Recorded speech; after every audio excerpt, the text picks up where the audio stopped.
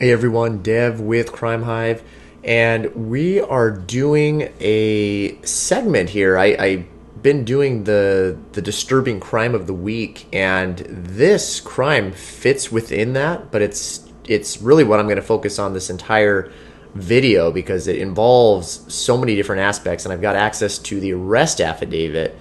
We're talking about lies, sex, murder. You've got everything in this case, and it's pretty disturbing because, as you can see right here, it involves beheading, and it's quite crazy. So you've got Armando Barron here, who was arrested.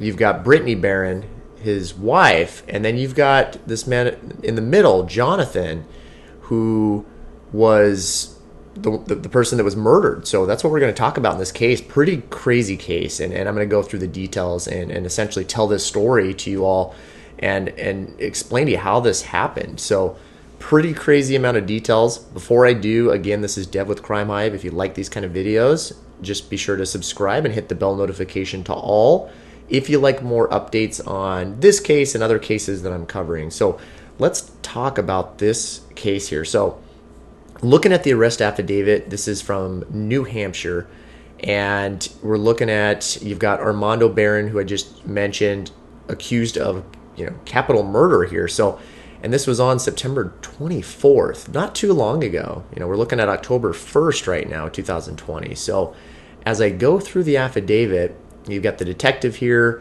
who explains, his experience and then how this came about. So really this begins on Monday, September 21st. You've got Jonathan Amerault is the last name, who reports her son, Jonathan, who I just mentioned here. You got Jonathan in the middle, reports him missing, okay? She had not heard from him since about September 19th, 2020. He doesn't show up for work. She's requesting a welfare check. So officers go out there. They are unable to locate him or his vehicle. He's got this gray Subaru Impreza, which will come into play later on. And they then go and go to his employment here. So it's Teleflex Medical, and they go there. They start talking to employees. They learn that Jonathan had not arrived to work that Monday morning as scheduled, and then they also tell investigators that a co-worker of Jonathan's, Britany Barron, okay, Britany Barron right here, all right, she also had called into HR, Human Resources, telling them that she wasn't going to show up to work. She was going to quit her job all of a sudden. And these employees tell investigators that they believe that Jonathan and Britany may have been in this relationship with one another, despite Britany's married status. So she's married to Armando over here, right? And apparently there's this affair going on. So what happens is investigators start taking down these notes. Okay, they're trying to figure out, okay, may have an affair. They're both missing. What's going on? So they go to Britany's residence, and it's the 63 Main Street, and that will come into play later on as well.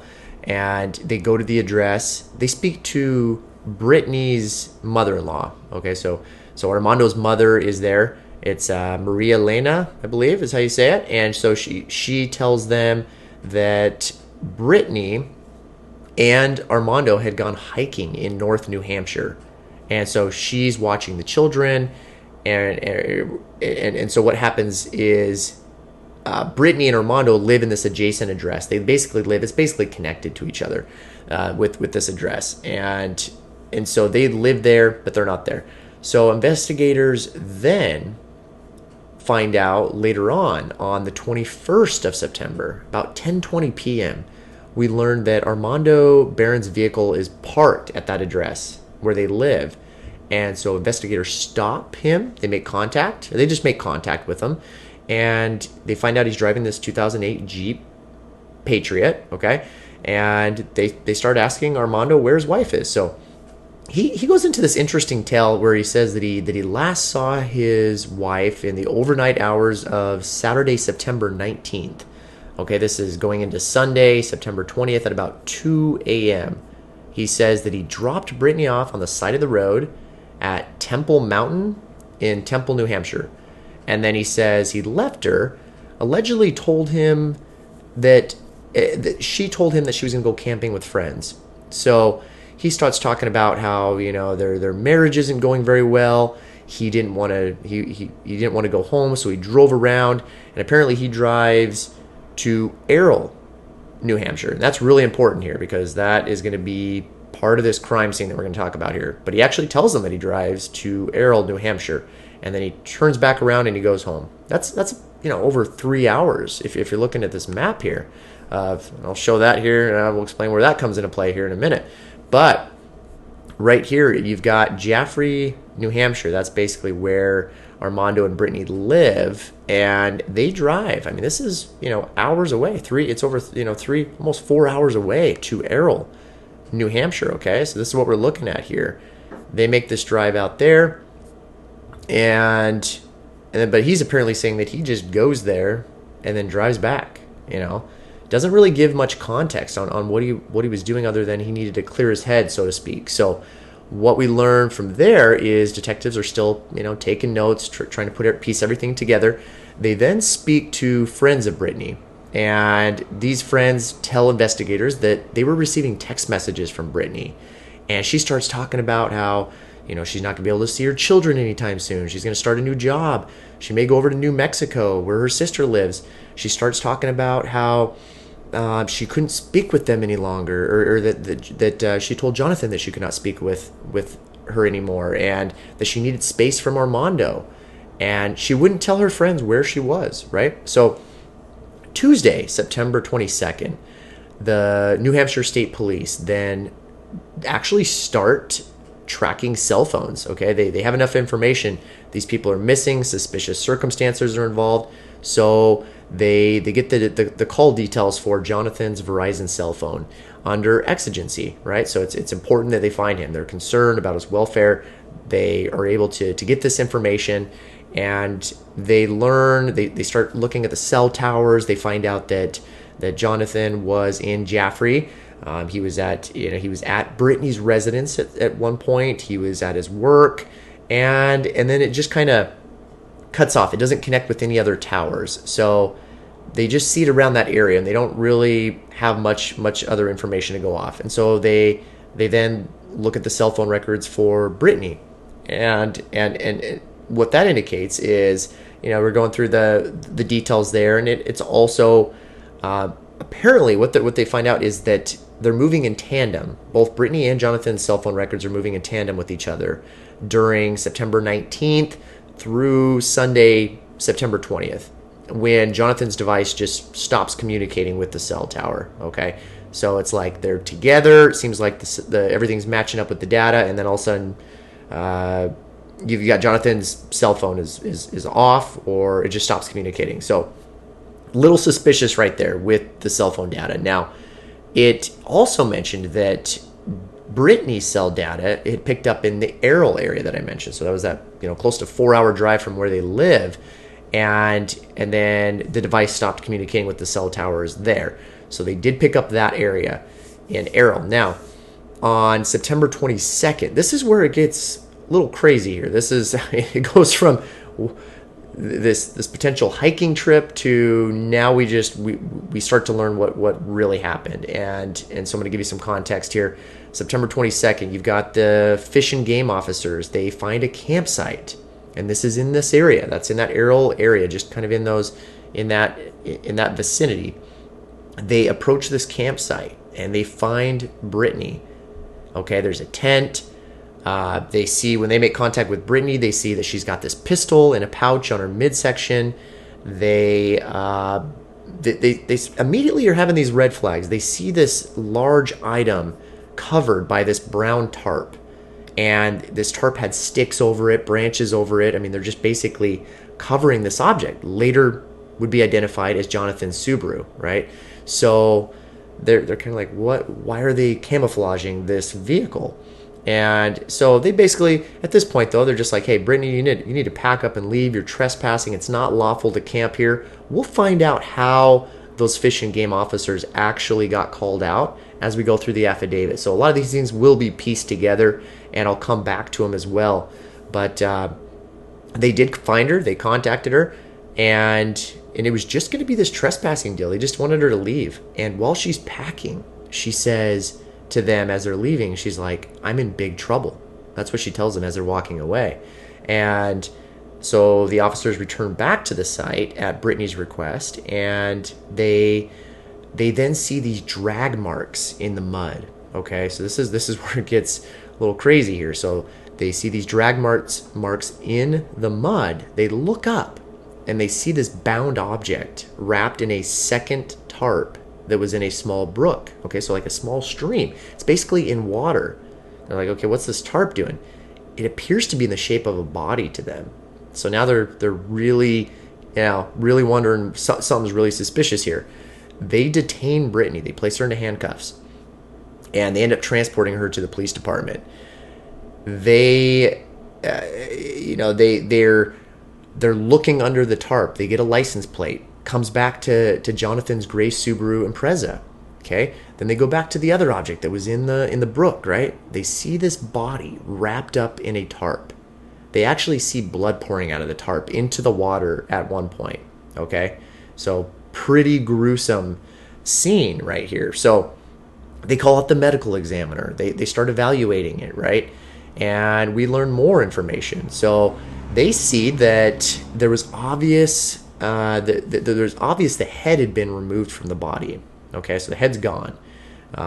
They believe that it may have been cut off with a saw-like blade rather than removed with a chopping weapon such as a hatchet. There was a hatchet at the campsite, what they had observed. So, and we'll learn more here as we go through. So they observe that there's these puncture wounds in the victim's left wrist and to the hand, and looks like it could be a defensive wound. So they're doing this examination here, and then what they do is they look into the vehicle. They see that it's mostly empty. This is Jonathan's vehicle. They see a camping chair that appears to have blood on it. They see blood on the tailgate area of the car, and it appears as if a bloody object had been pulled out of the back of the vehicle. Okay, that's important. So remember that. So you got the back of the Impreza. It just looks like a bloody object had been pulled out of there, right? So they then interview Britany, and she begins to tell quite a story here. And this was on September 22nd, 2020. So she's given her Miranda rights. She happily tells them her account of what happened. So she goes back to the day of Saturday, September 19th, okay? She says that Armando had gone through her cell phone and found out that she was having an extramarital affair with Jonathan. So he is enraged, okay? He starts assaulting her. He viciously assaults her, and this occurs in their bathroom for the most part. He strikes her in the head and the face. She's got multiple injuries to her eyes. Nose is bleeding. I mean, you saw what she looked like here in this first image here. I mean, she was badly beaten, right? And she's punched over and over again. At one point, they go into the bedroom, and he pulls out a gun, and he places it into her mouth. He then strangles her to the point where she has difficulty breathing, and she passes out. Okay, her lower front tooth was chipped from this, and then apparently the 9-year-old daughter had recognized this assault. Okay, now she then begins to explain what happens after this. So the overnight, early hours, September 19th through the 20th, Armando then uses Britany's phone, and he starts concocting this plan. He pretends to be Britany, messages Jonathan to lure him to this park. And we're talking about this Annette Wayside Park, and it's nearby where they live. So if we're looking at the map here, they're in this Jaffrey area, and I actually have a mark point. It's not far. It's like a 7-minute drive or so from this park. This would later become the murder scene. Okay, this is really where this murder takes place. So you've got this park here, just to give you an idea of what it looks like. I mean, there's not too much I can show you here, but you've got this park, heavily wooded, right? Very heavily wooded. There's the sign that leads into it. So it's just, this is essentially the area of where that takes place. Now, what we learn from there is is, this is on Saturday evening. They're going to meet in this park.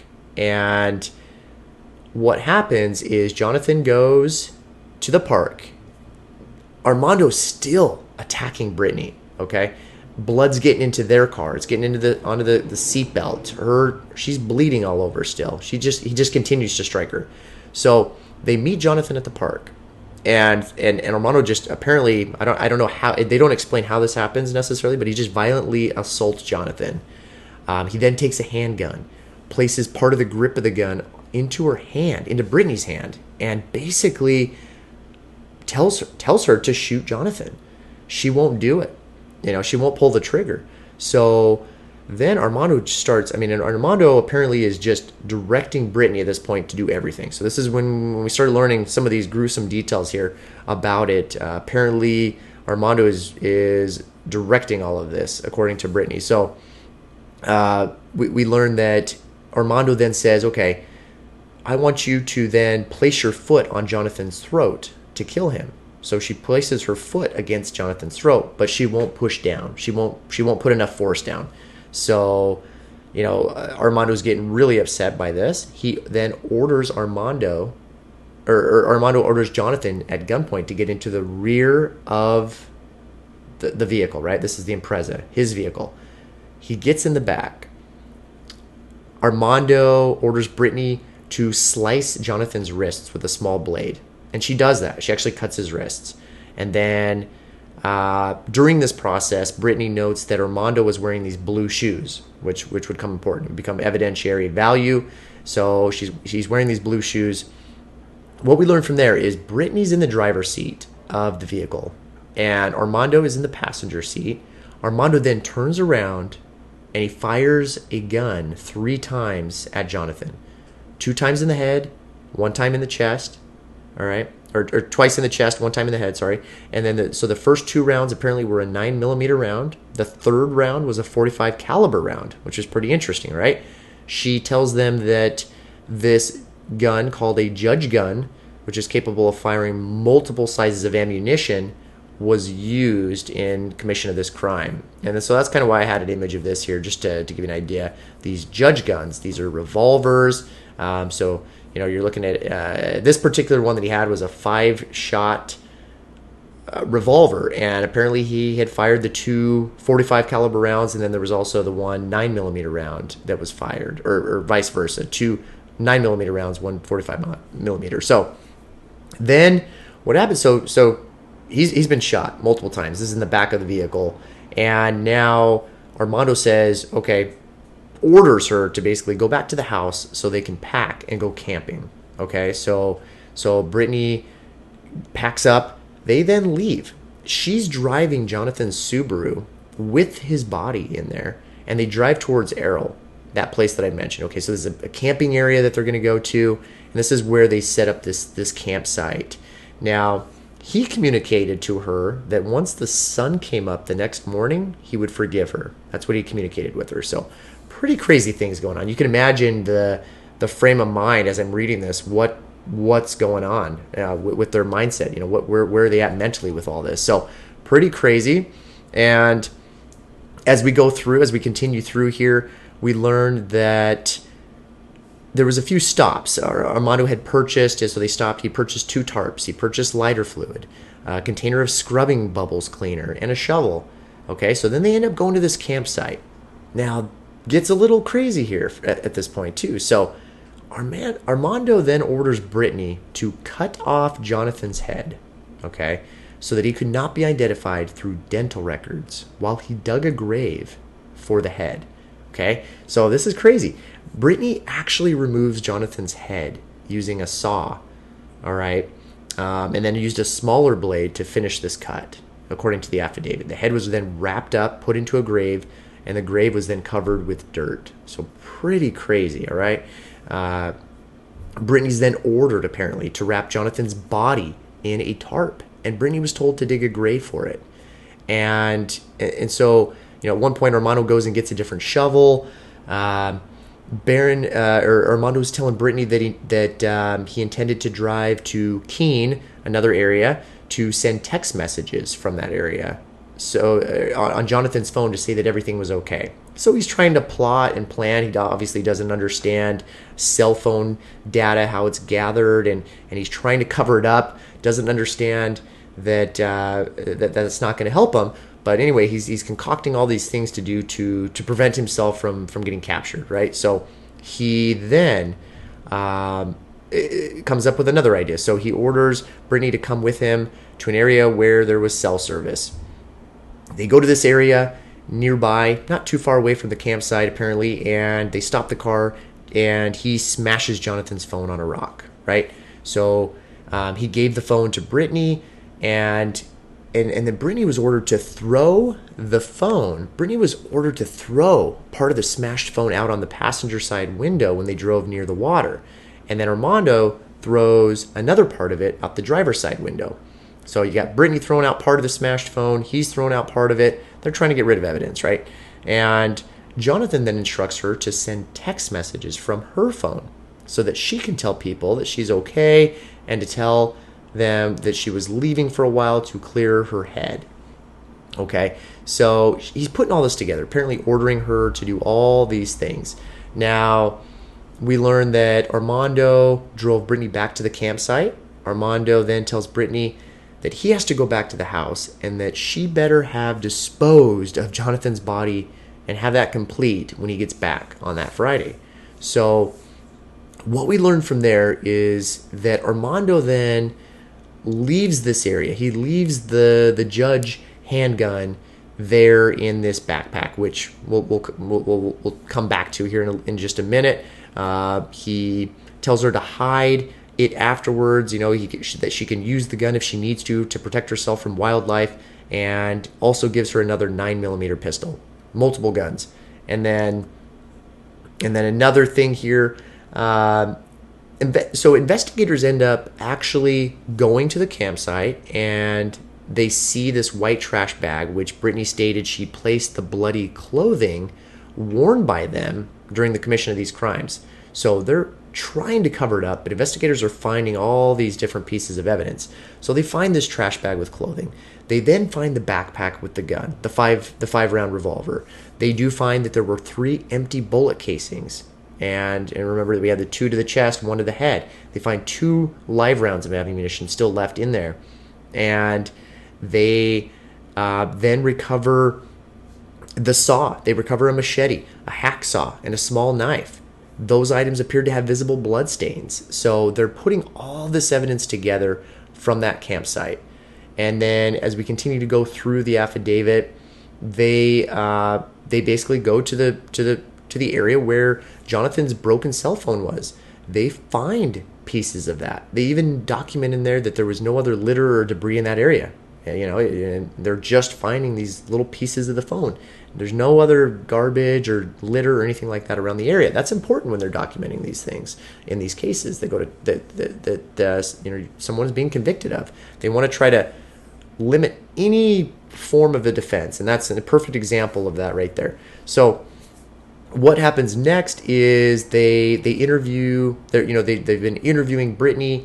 She's got visible injuries, broken, she's got burst blood vessels, she's got petechia. I talked about that in another video when I was talking about domestic violence. Petechia, sign of strangulation, which is the number 1 sign that leads to homicide. Okay, so if we're talking about domestic violence, if there is strangulation in domestic violence, it leads to homicide, and they've been doing a lot of studies on this, and so that's a very big red flag. Now, she wasn't killed in this case, domestic violence-wise, but she was certainly beaten, as you can see in those photos, and very well could have been killed if police hadn't intervened and captured him. So, pretty crazy scenario here that we're talking about. Now, at about, so later in the evening, September 22nd, they then have a phone conversation with Armando. So, they've got Britany. They're trying to track down Armando, and they receive a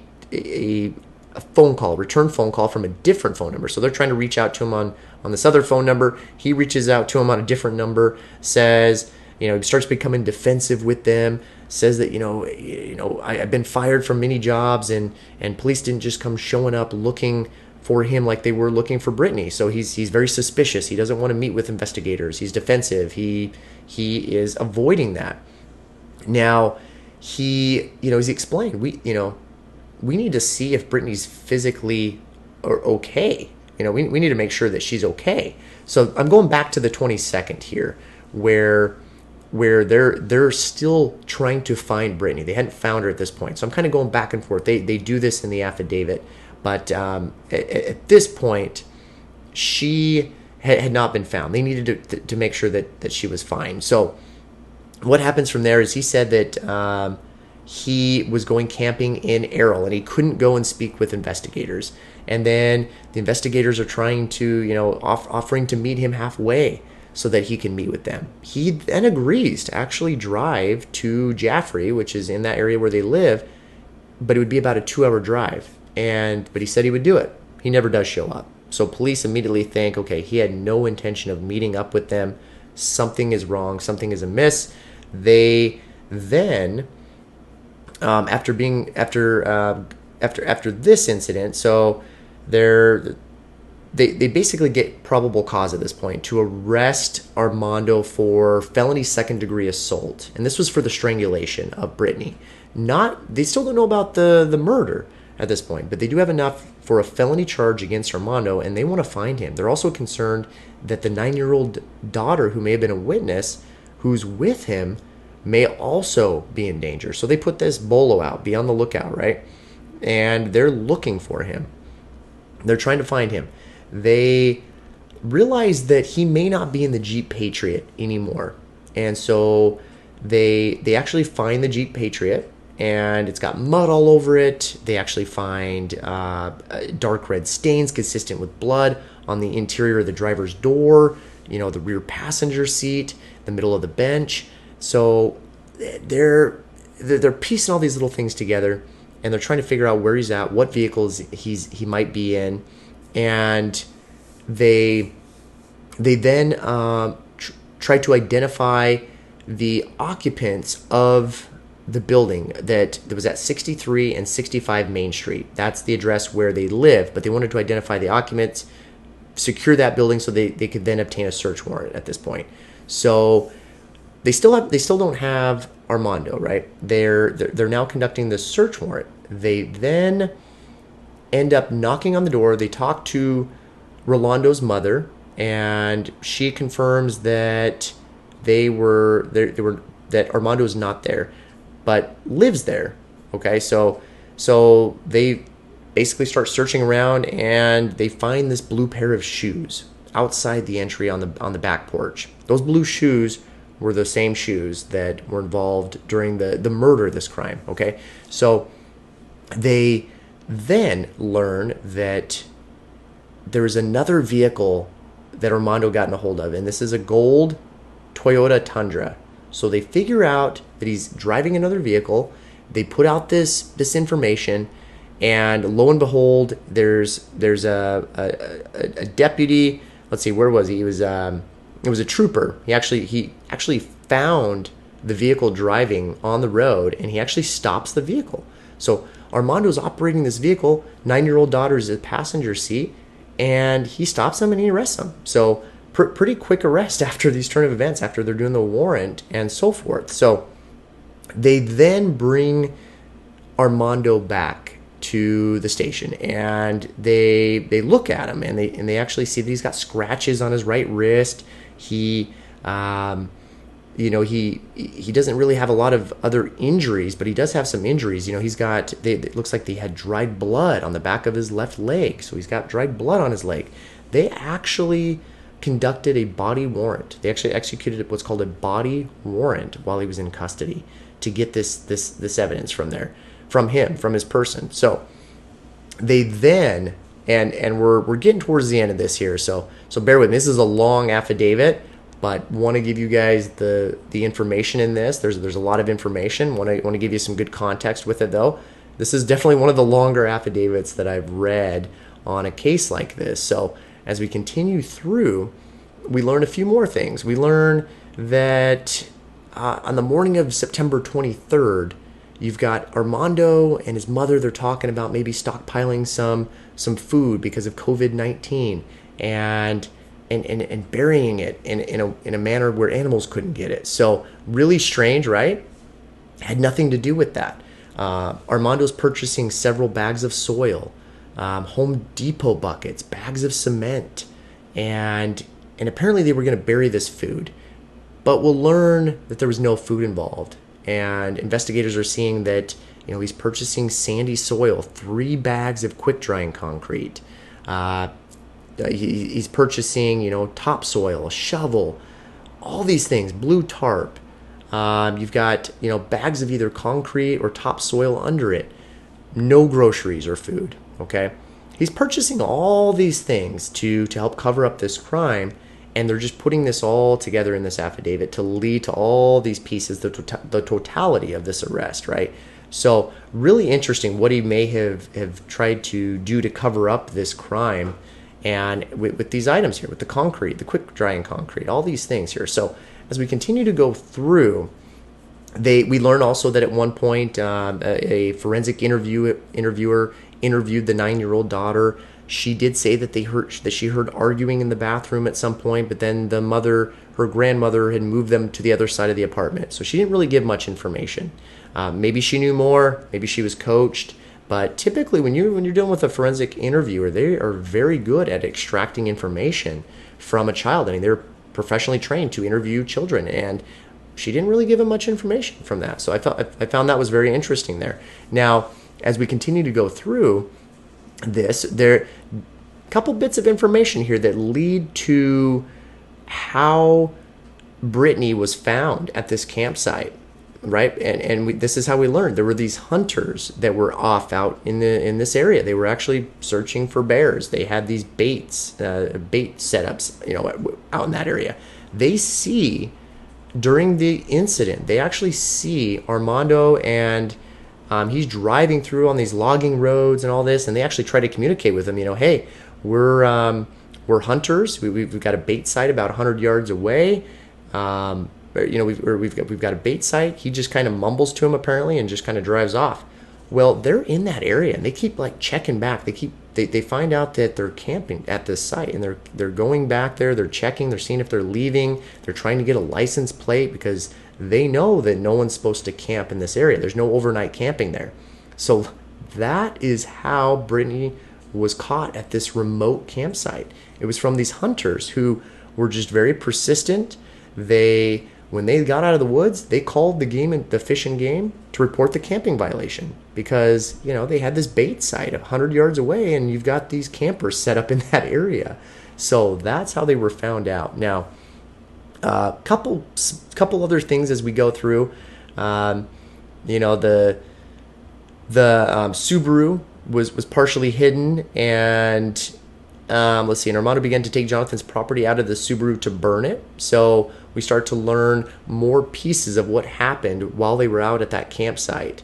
So Armando ordered Britany to clean the Subaru. She started cleaning it, wiping down the steering wheel. I mean, they're really trying to cover this up. Armando's burning Jonathan's information, his car manual, credit cards, garage door opener, his identification. And then he's telling Britany to re-burn the pile of Jonathan's property. So he's trying all these things to try to get rid of this evidence. And investigators, of course, discover this site. They're building their case. They go to the burn site, and they actually do find his identification in there. They then locate and recover Jonathan's head that was buried near the campsite. So his head was recovered. Just a pretty crazy story. And I'm just curious what you all think about this case. It's quite crazy. And I'm curious about what your thoughts are on this. And you can comment below. And again, if you followed me this far, consider subscribing to my channel if you like these kind of true crime videos. So continuing on here, we're almost done with this here as we're just kind of filling in the gaps here, piecing this together here. So you've got a couple more things here. They go back to the park where the Annette Wayside Park where the actual murder took place, the shooting. They actually discovered an area of ground that was disturbed and was consistent with a physical struggle. They found blood. They collected it. They tested it. Presumptive chemical tests were applied, tested positive for the presumptive presence of blood. So really interesting. They were actually able to go back to the site and gather more evidence there. They conducted an autopsy. They found out that Jonathan died from a gunshot wound to the head, and they considered it homicide. It wasn't anything else. It wasn't suicide, nothing else. It was pure homicide, right?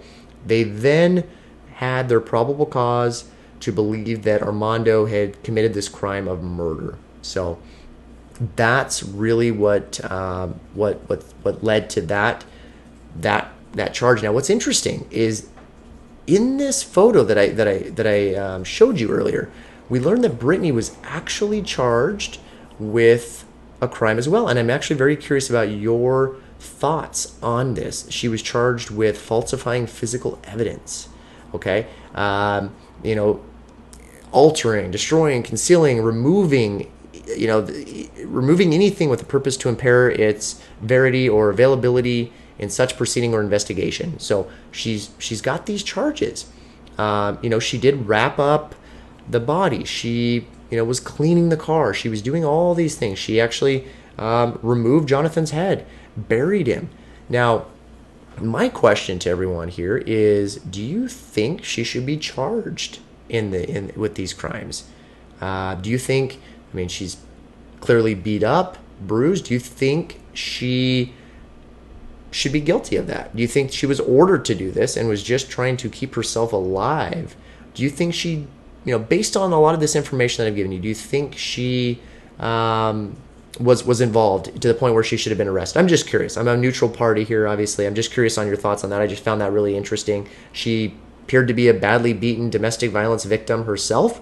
Granted, she no one deserves to be a victim, right? She was cheating on Armando, doesn't deserve to be beat up for it, doesn't deserve to be ordered to chop off this guy's head. A lot of crazy things, a lot of aspects to this, and I'm just curious about your thoughts on this very disturbing case. And again, this really just ties into the disturbing case of the week. This particular case here, let me know your thoughts on this. I went through a lot of detailed information. I tried not to go over everything because there's so much in here, and I didn't want to make it so boring that you guys just wouldn't, you would have been lost in the sauce with this. So anyway, again, this is Dev with Crime Hive. I will be back with another video, and we'll see y'all soon. Take care.